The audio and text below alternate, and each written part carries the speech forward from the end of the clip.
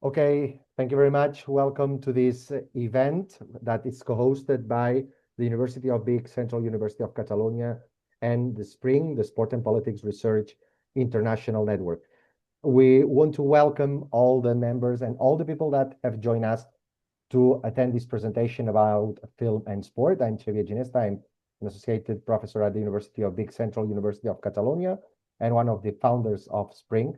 And now, in order to welcome you to this event, I'm going to give the floor to my colleague, Professor Jordi San Eugenio, who is the director of the PhD program in Communication and Design that is going to co-host, join with SPRING, this series of webinars about sport and politics.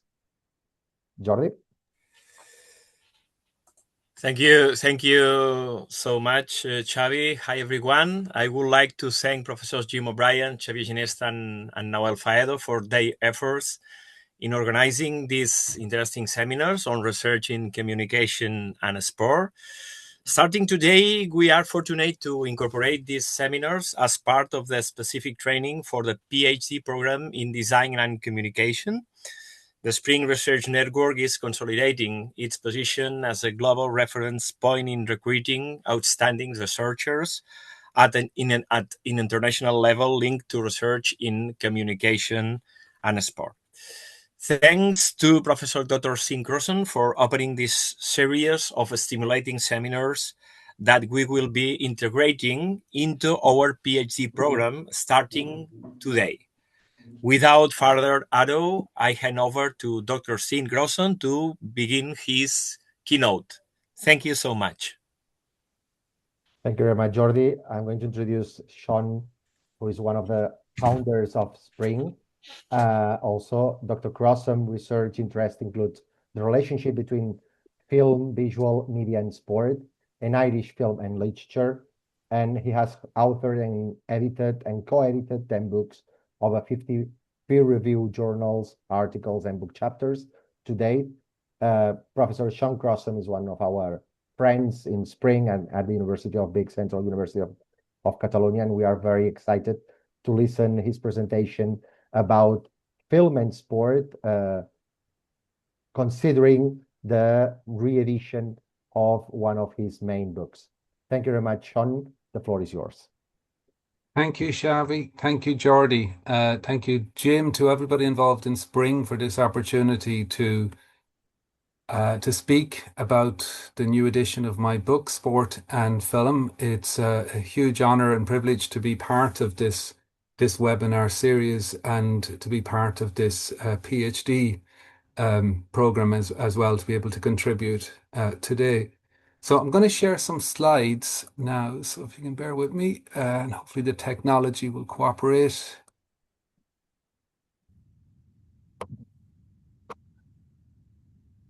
You all see that?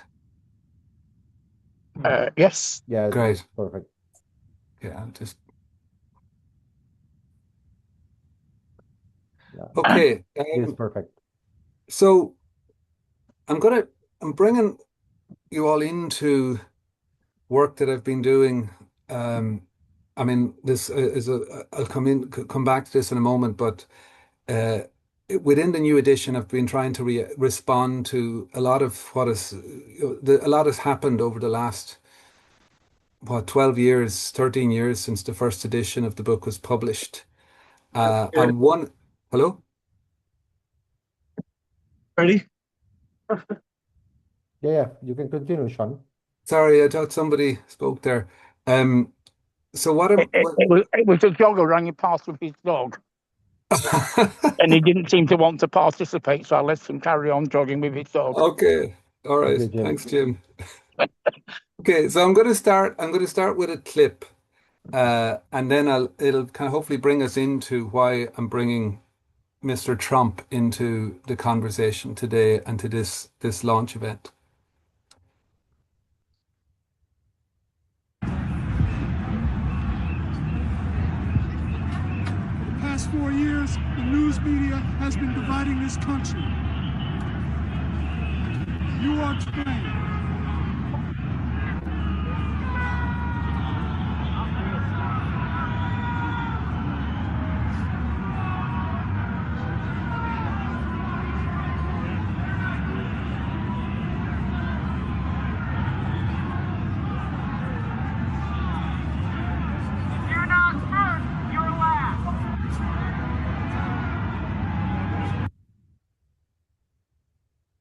Like many other people around the world, I was shocked and appalled by the images relayed from Washington, D.C. on January the 6th, 2020, when the US Capitol buildings were stormed by supporters of Donald Trump in protest at the alleged stolen presidential election by his Democratic Party rival, Joe Biden.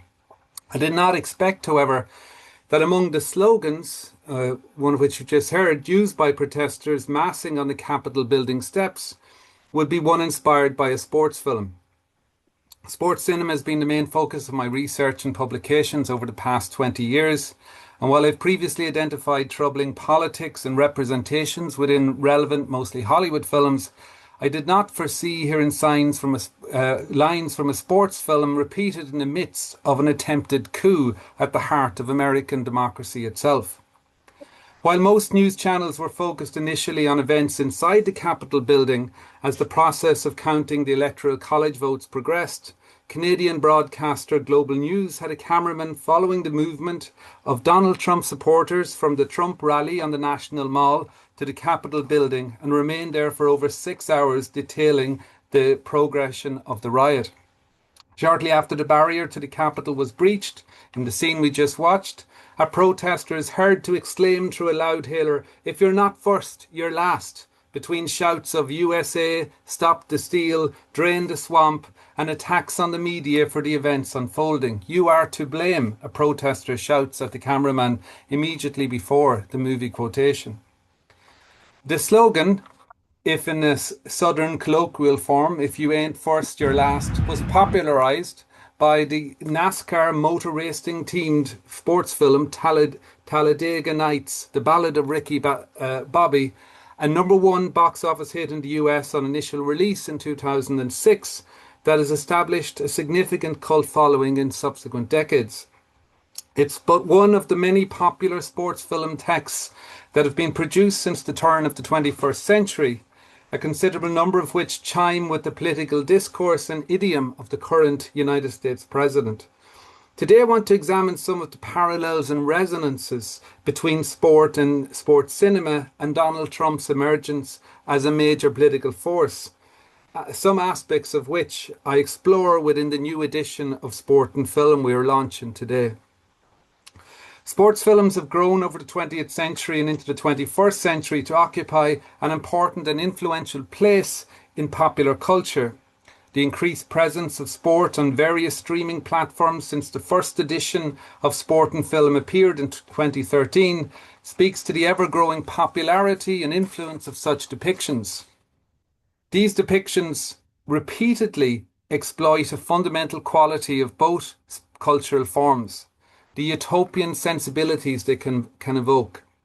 Sport provided a popular and concurrent cultural form that complemented the aesthetics of mainstream cinema and featured from the earliest days of film, playing a notable role in the popularisation of the new art form. Indeed, the requirements of filming and projecting prize fights, in particular in the United States, expedited the development of technologies and aesthetics crucial to the advancement of cinema as a popular form, including the ability to film longer scenes, editing and projection. However, the very ubiquity of sport across various cinema genres has made the task of identifying a distinctive sports film genre challenging. While filmmakers have also found it difficult to recreate the immediacy and unpredictability of sport, resulting in many poorly received sports films.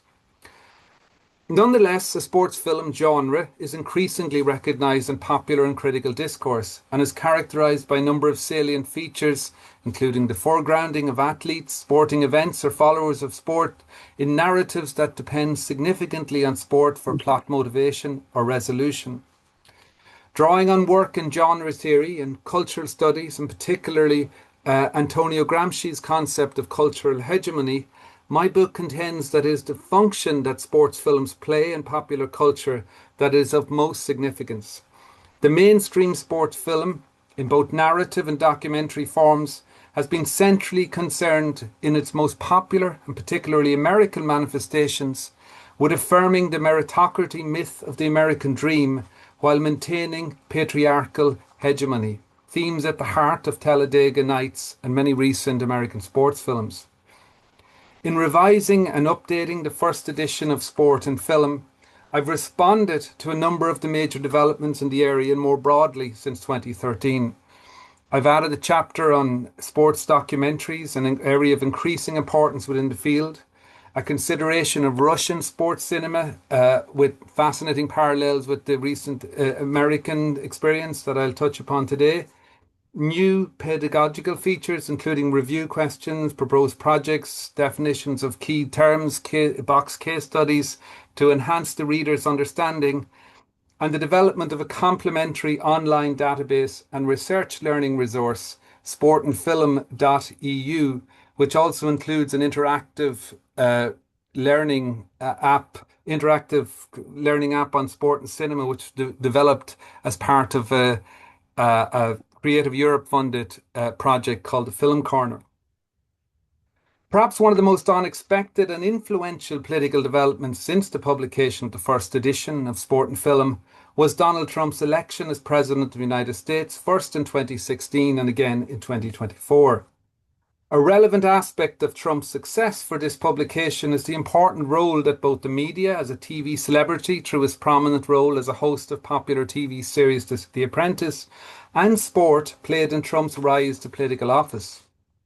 Trump has carefully aligned himself with sport throughout his emergence as a major political figure, culminating with his attendance at the 2025 NFL Super Bowl held at the Caesars Superdome in New Orleans on February the 9th, the first sitting president to do so.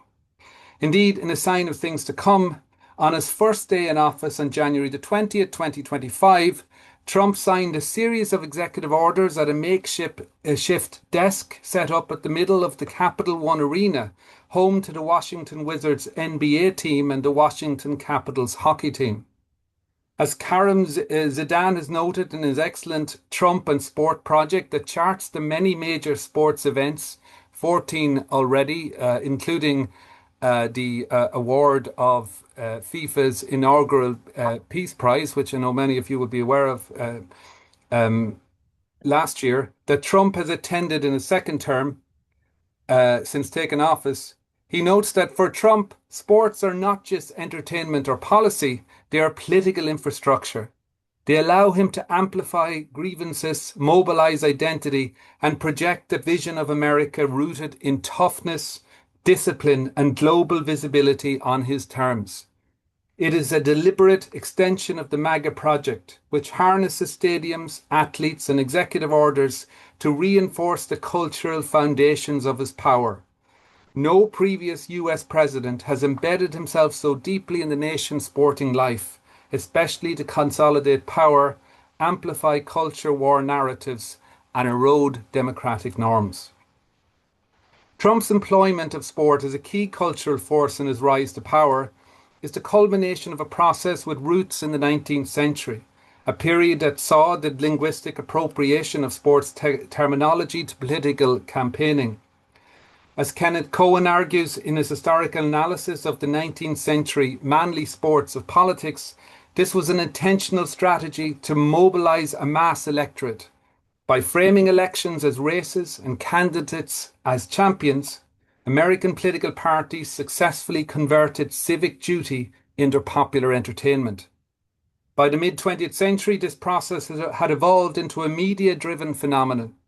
In his examination of how the media has replaced the political party as chief intermediary between voter and candidate, Thomas Patterson documents the rise of the game schema in political journalism, arguing that news organizations shifted their focus from policy substance to horse race coverage, prioritizing polling, strategy, and who is winning.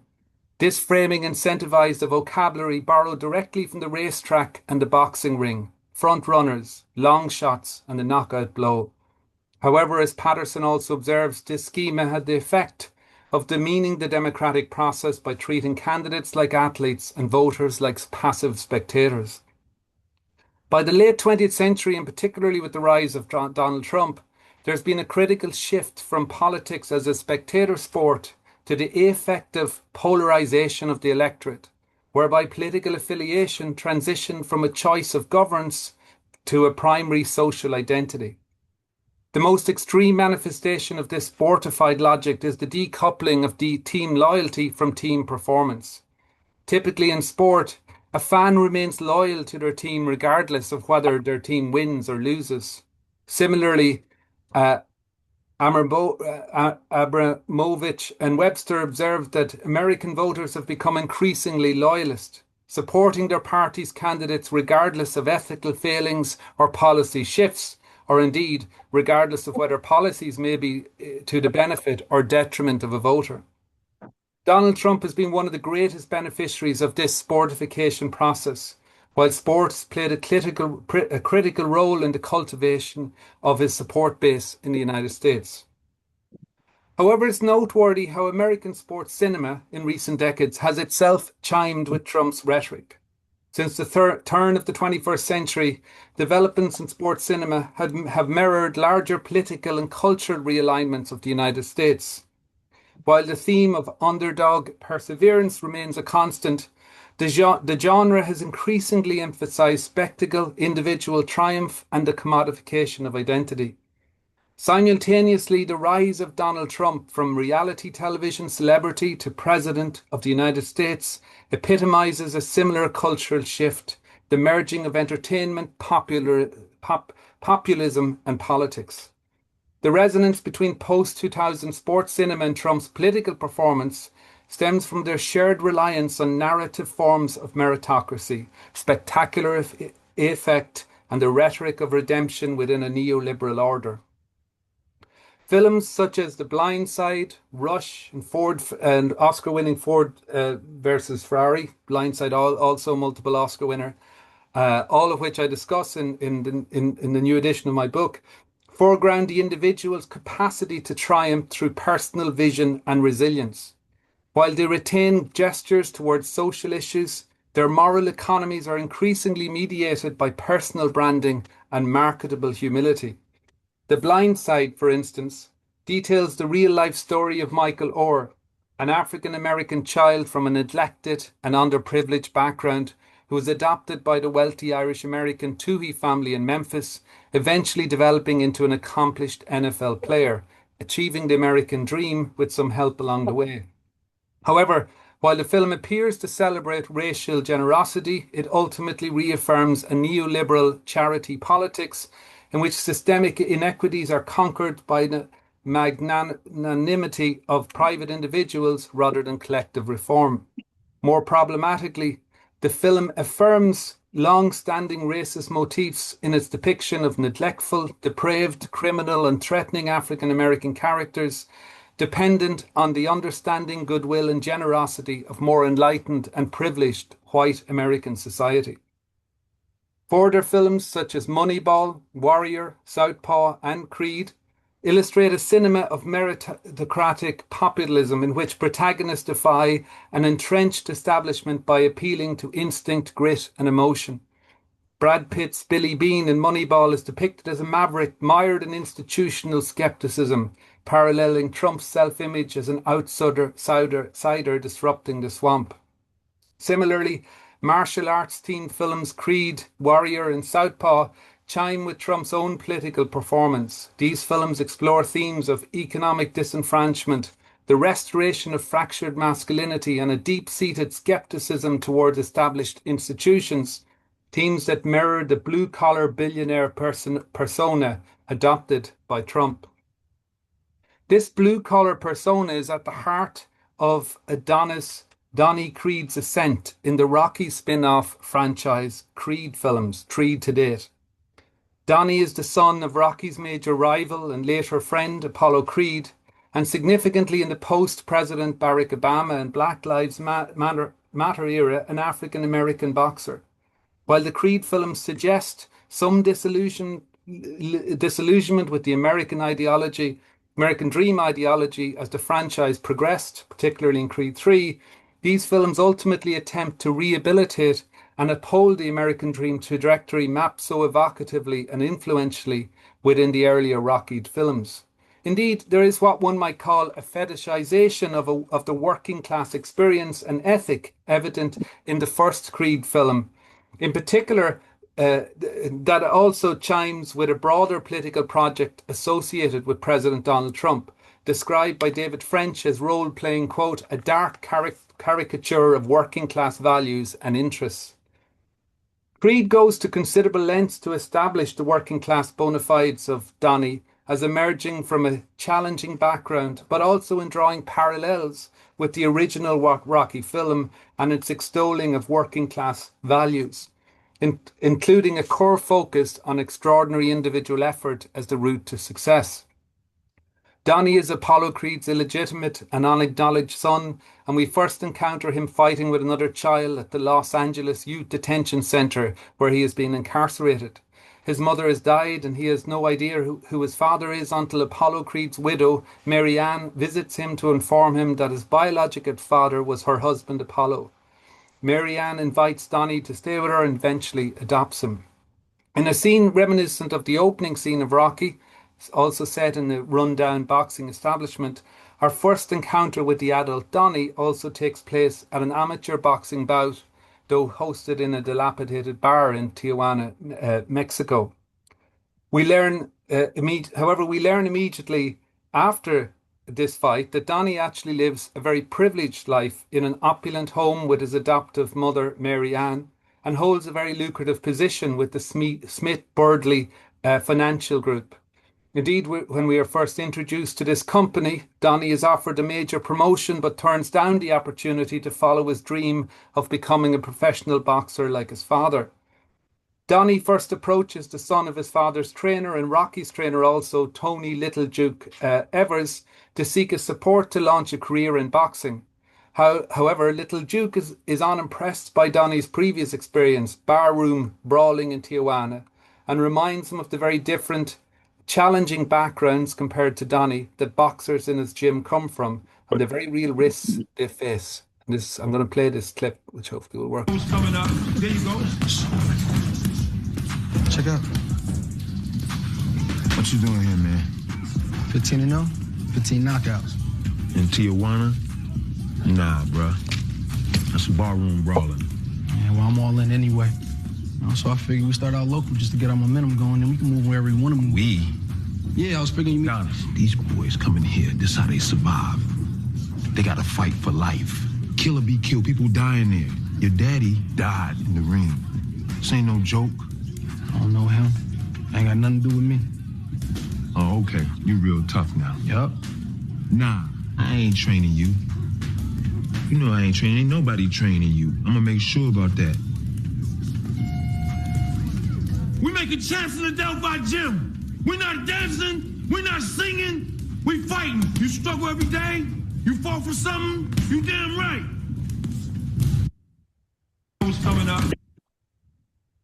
So Donny is not dissuaded by Little Duke's refusal to train him and goes to Philadelphia to seek Apollo's former rival and friend Rocky's support. He eventually convinces an initially reluctant Rocky to coach him to a bout with the world light heavyweight champion, Pretty Ricky Conlan.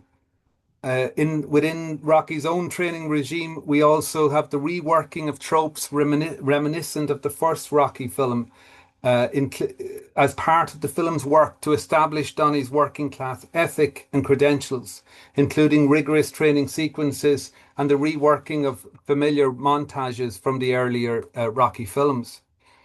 The lead up to the final championship fight also features striking parallels with the original Rocky film, including Donny receiving the President of American flag trunks similar to those Apollo wore in the first Rocky, and that later Rocky wore in subsequent films from his adoptive mother Mary Ann before entering the ring for the title fight. Similarly, the fight itself, the climactic fight of the film, is very familiar and similar again to what we encounter in the first Rocky film, in that he unexpectedly goes the distance with the champion Conlan, knocking him to the canvas for the first time and gaining the respect of both commentators and spectators.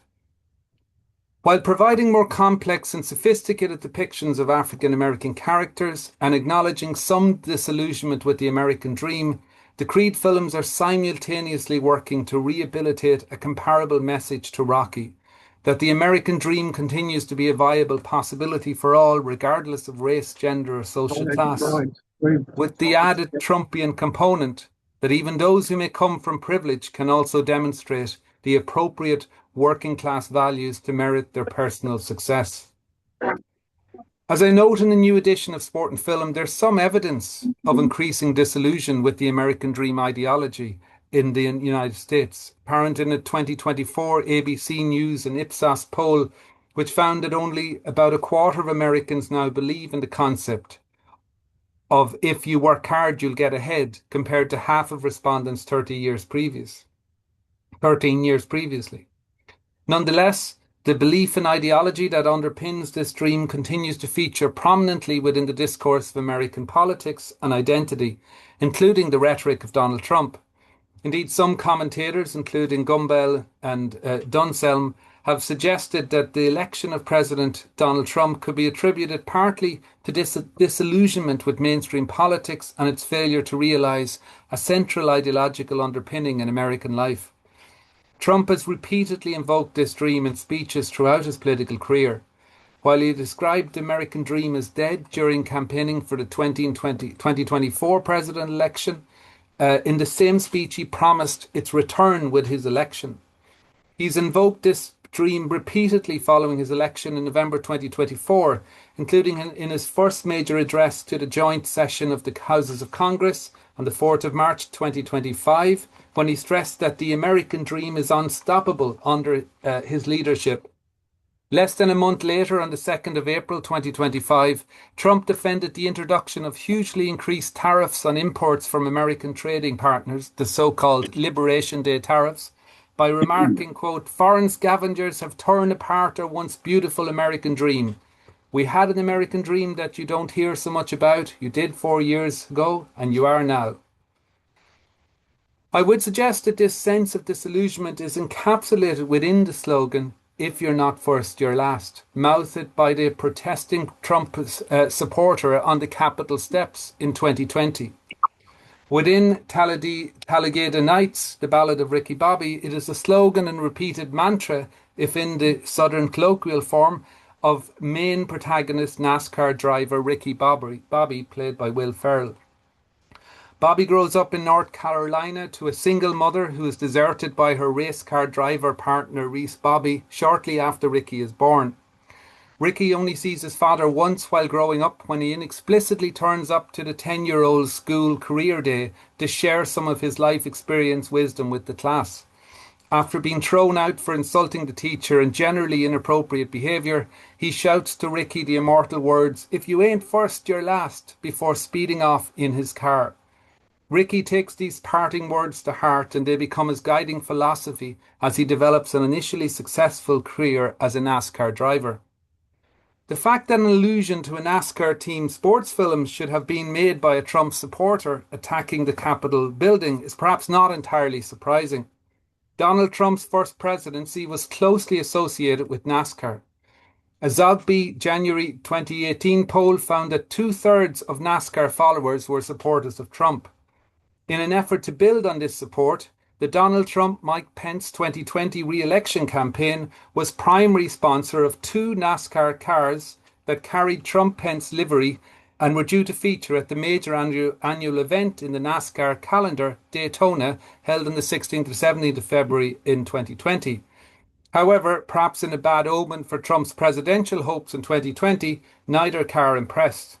Indeed, only one car made it to the race, as the Chevy Silverado, which was to be driven by Tim Veens in the Friday night Next Era Energy 250 event, as described in one report, slid off the road somewhere in Tennessee. The second car, a Chevy Camaro driven by Joe Nemechek, finished 16th in Saturday's Xfinity race. It's unclear whether Trump watched that car compete, but he did attend Daytona in 2020, launching the main event that weekend, the Daytona 500, and serving as Grand Marshal, with the opening lap paced by the official presidential car. Conscious of the importance of this support base, in advance of the 2024 presidential election, Trump also became the first former or sitting US president to attend a further major event in the NASCAR annual calendar, the Coca-Cola 600, held on the 26th of May 2024. Trump attended this event in the company of Richard Childress, who we can see here pictured on the right. Richard Childress is the owner of Richard Childress Racing, one of the most successful companies in NASCAR history. Childress was described in reports as a close friend of Trump's, and in revealing remarks during this event, Trump referred to Childress's success as providing a rationale for employing NASCAR owners and sports coaches to guide the military. I said, let me use these guys to guide our military a little bit. When you can win so many races, that's okay, you know. You guide. Same thing with coaches. You take some of the greatest football coaches. You put them at the table. What do you like, coach? Because in its own way, it's not so much really different. And I was struck recently, and some of you may be aware of this, the controversy over the last few weeks where the White House has issued these short videos on X, one of which was cutting together scenes from Hollywood action films, including Braveheart, Top Gun, Iron Man, and so on, cut with scenes from attacks in Iran. And they also released a number of clips that intercut scenes from, again, from attacks in Iran with scenes from American football and scenes from baseball. And I mean, as appalling as this is, I'm just going to play a short clip from this, and maybe you'll come back to some points I wanted to make around this and what we're encountering here in the use of these images.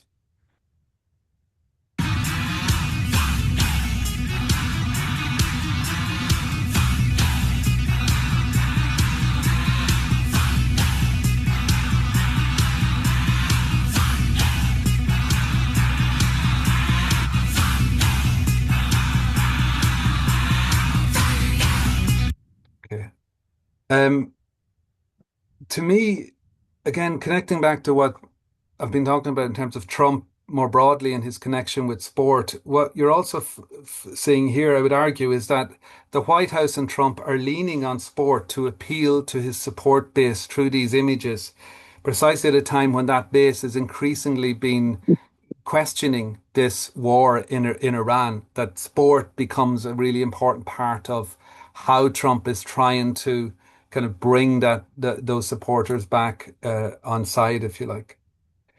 The connection between Trump and NASCAR also has resonances with NASCAR's own problematic history with regard to both racial and gender politics in the United States. With rare exceptions, including pioneer Wendell Scott and current and sole African-American driver Darrell Bubba Wallace, the sport overwhelmingly features white American male drivers. Furthermore, that enduring symbol of racism, the Confederate flag, was for many years a prominent feature at NASCAR racing events, sometimes found in association with Trump supporting flags, as in this image here on the slide.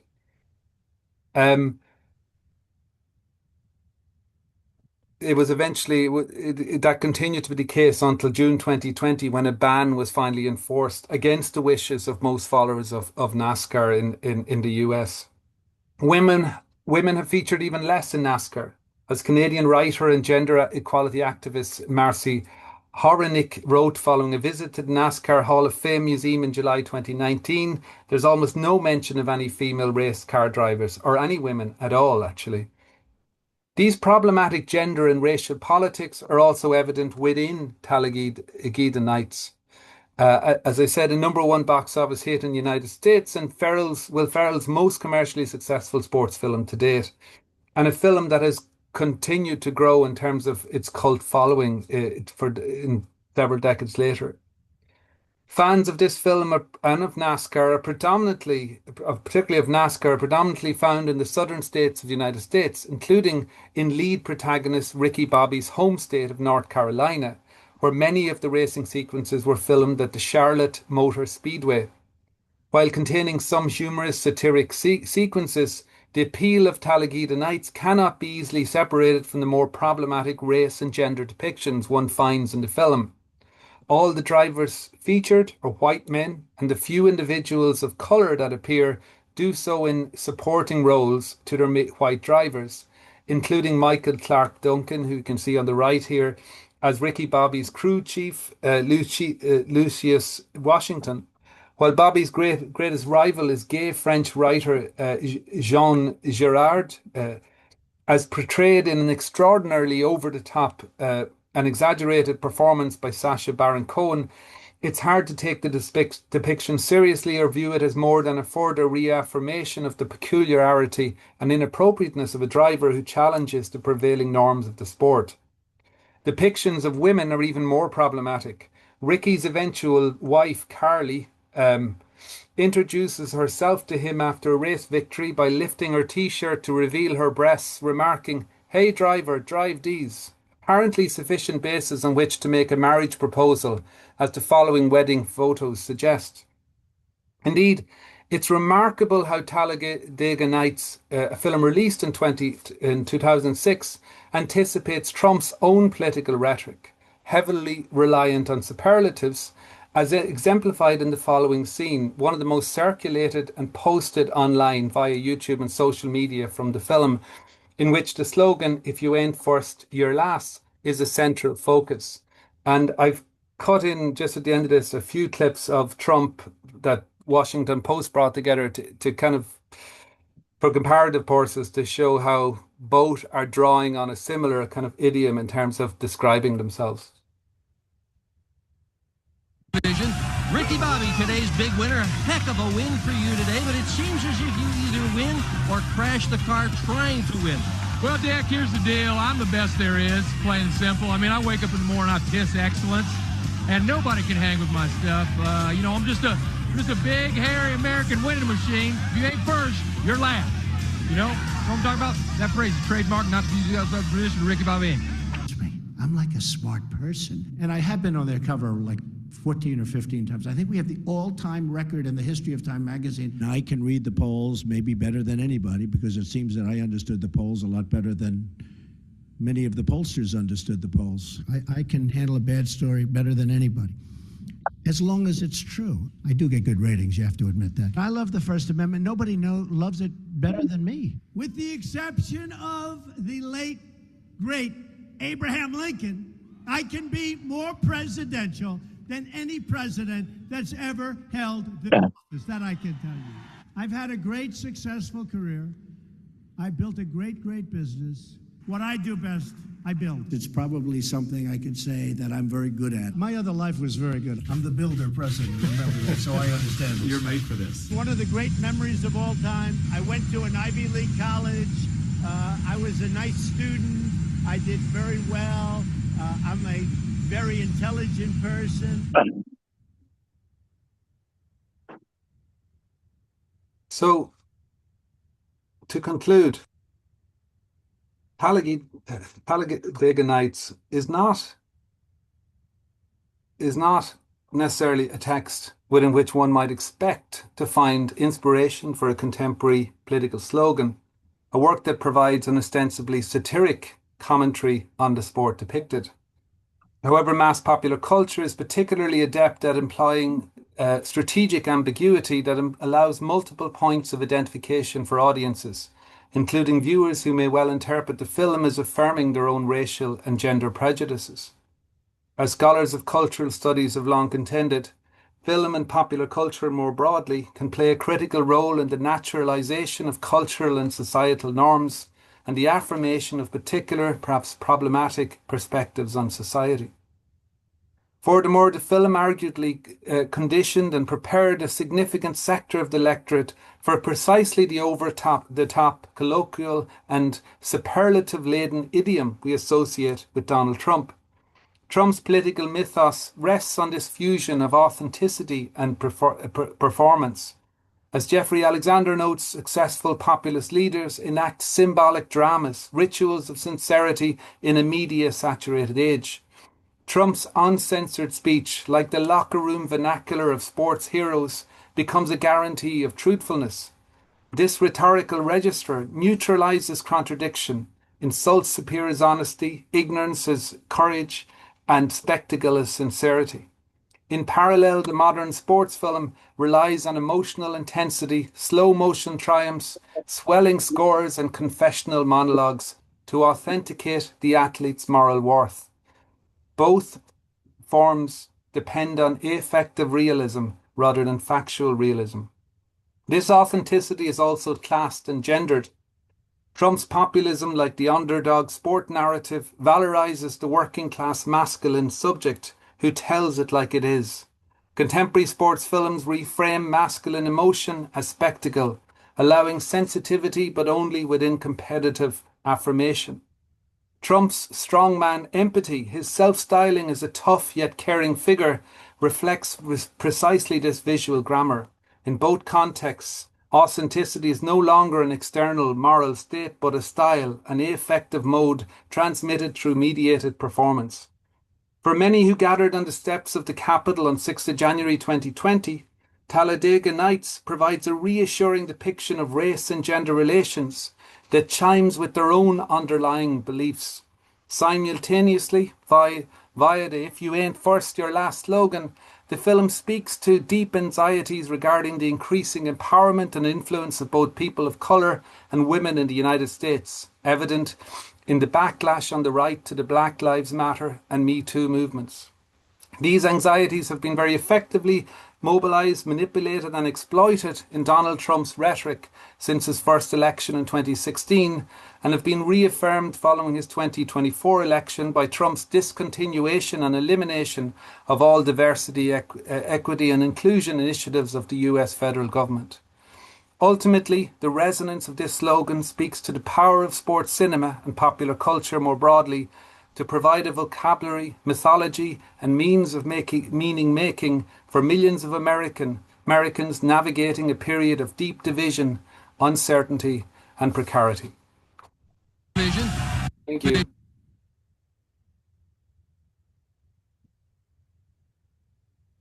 Thank you very much, Sean. It's time for questions and answers. I don't know if there is any question or any issue that you want to comment with our panelists. You can write it down on the chat, and I will say it and I will read it to the panelists. Just to start with, Sean, I really like your presentation, and the presentation remember me one of the main theories about how to conceptualize the sport in the global times, which is David Andrews' theory of Uber sport, which states that today the sport industry has evolved to commercialization, corporativization, spectacularization, and celebritization. David Andrews is not focused on cinema, but I'm wondering that your perspectives on cinema and sport can be a very good complement for this theory, because when we talk about cinema, we can talk also about spectacle, about celebrities, and actually you conclude your presentation talking about why cinema was so important for Trump's MAGA ideology, because there is the emotion in relation with the emotion, the spectacle, and sport and cinema, both of them are linked. Absolutely. Yeah, no, you're absolutely right. I am familiar with David Andrews' work, though. He has written some work on cinema, looking at the idea of the sports stroke film star that I've drawn on, and the ways in which the movement of and the kind of role of figures like Michael Jordan, for example, and the way in which they can communicate understandings of broader issues in society, whether that's issues concerned with race or with gender and so on.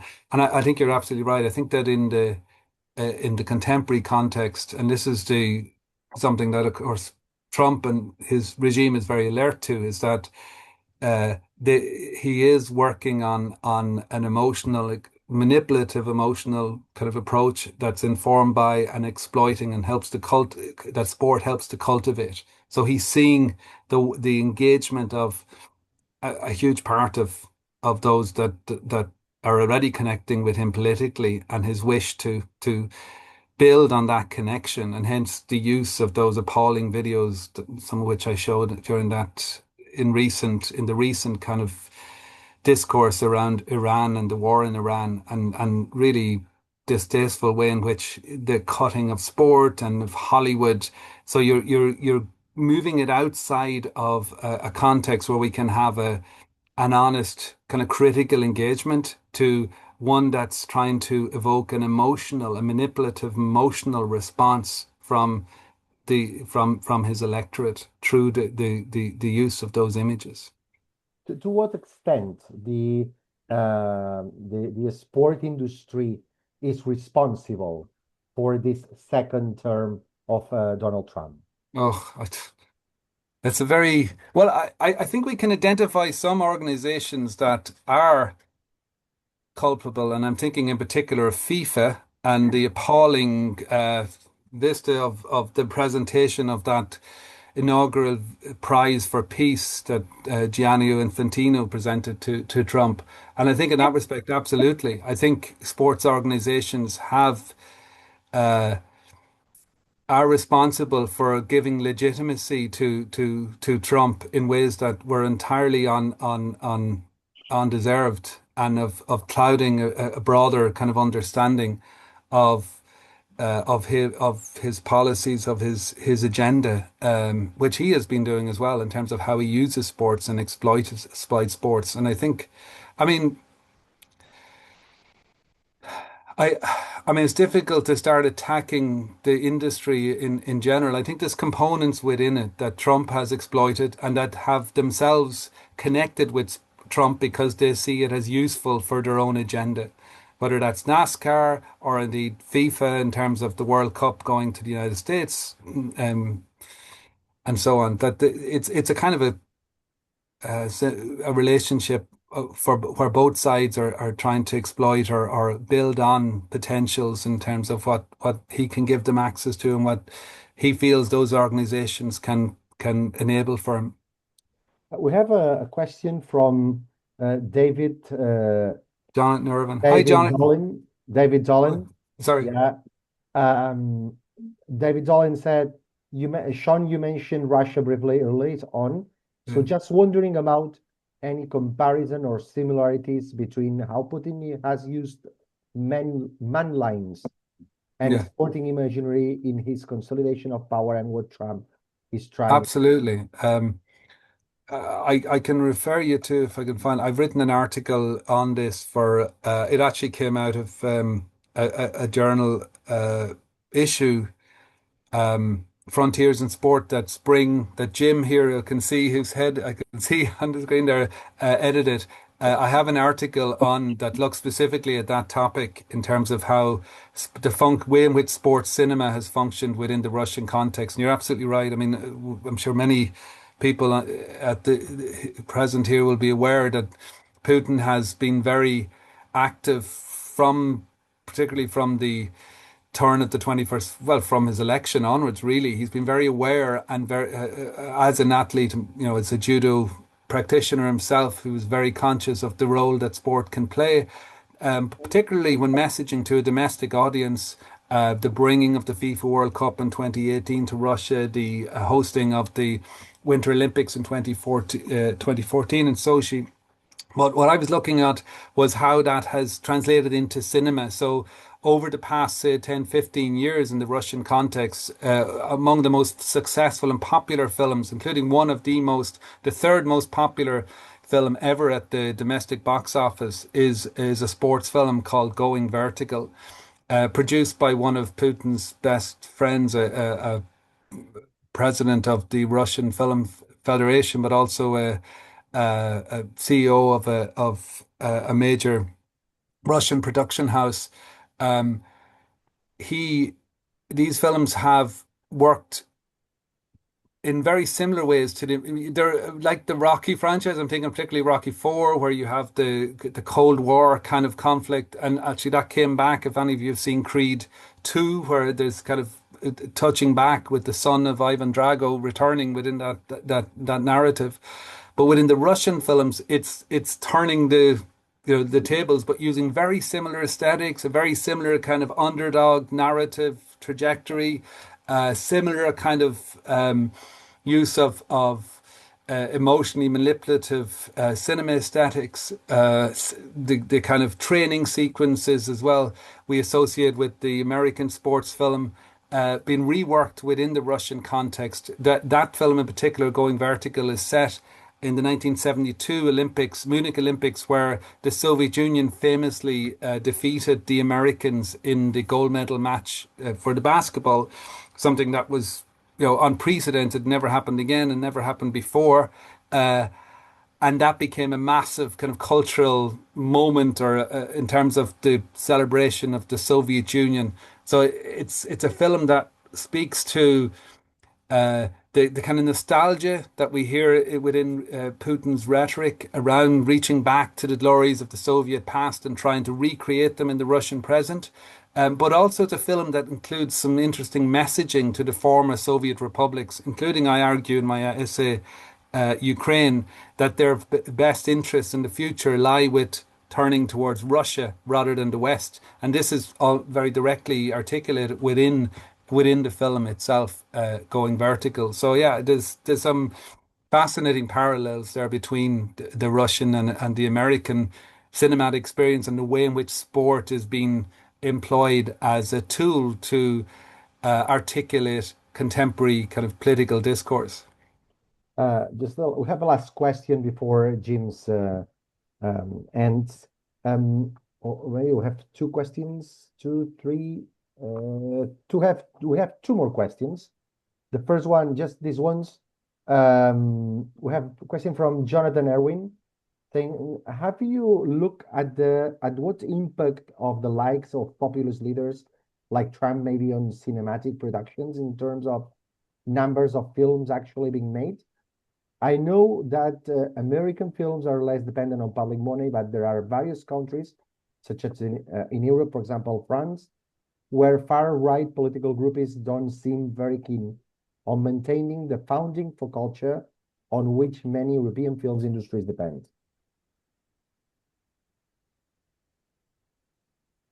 Thanks, John. I was trying to find that message here because it was quite long. I was trying to read it, but I can't open. Let me open the panel. Okay. Can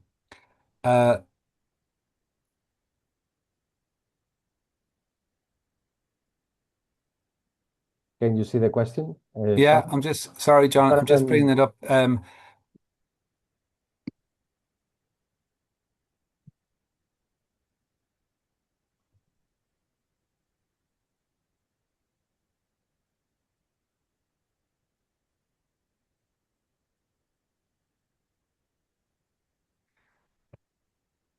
Yeah, that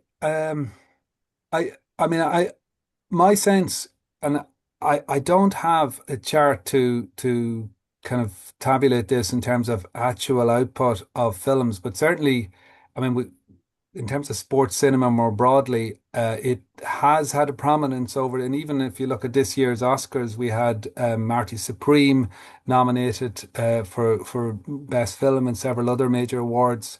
And we've had sports cinema featuring prominently major productions over the last, say, 10, 15 years. And many of these films, as I've described them, are returning to familiar trajectories. Now, some of them are looking at the darker side of the American dream. I think of The Smashing Machine, which came out last year as well, M&A teamed film.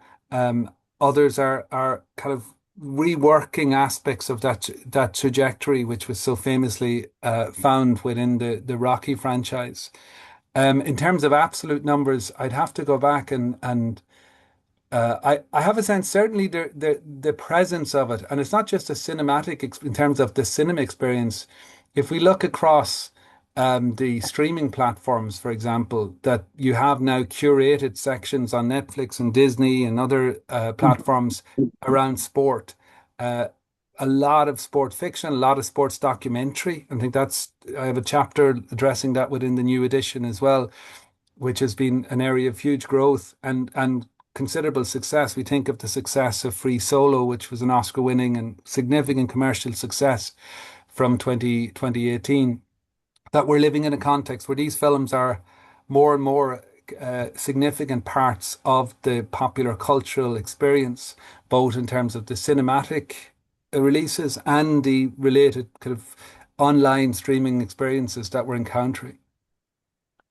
Okay, I'm going to read the last question from Roman Grishuk. Roman Grishuk is a PhD student from Ukraine, and he has questions regarding the following topic. I have the following. Do you expect the U.S. Department or a respective agency from the U.S. government responsible for the mass communication to combine a sport and film to portray certain image about U.S. to the international audience during the Football World Cup? For instance, using documentaries, etc. Yeah, I mean, if those short X videos I shared during the presentation, which were released in the last couple of weeks, or anything to go on, I absolutely, and which are primarily addressed and focused on a domestic audience. I suppose it also depends on broader kind of political issues, whether the war in Iran is continuing or whether, you know, is the international context. But I do expect during this regime of Donald Trump that sport will continue to be a prominent part of the messaging of the Trump White House. And it'll also be part of how the Trump White House will effectively try to sport wash, if you like, more complex geopolitical issues such as the Iran war and what we're seeing in those films, those appalling X videos. And that will continue to be the case. And I expect it'll even be more prominent when the World Cup is running in the US in the summer. So thank you very much, Roman, for your question. Thank you very much to all of you to attend this webinar. And finally, I want to thank you very much, Seán, for your fantastic presentation. It was amazing. Could I just say, Xavi, just one thing, just to draw people's attention to, there is the book. There's a discount available at the moment from the publisher, and I want to thank Simon Whitmore and Rebecca O'Connor in Routledge for their support with this edition.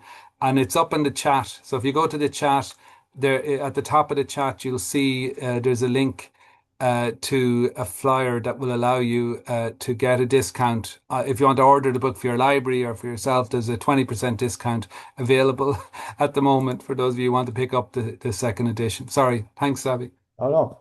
It's totally normal. Thank you very much, Seán, for your fantastic presentation. And finally, I want to close this seminar, and I want to give the floor to Professor Jim O'Brien, who is one of the founding members of Spring, in order to close this session and to give you some information regarding what is a Spring and the future of Spring events.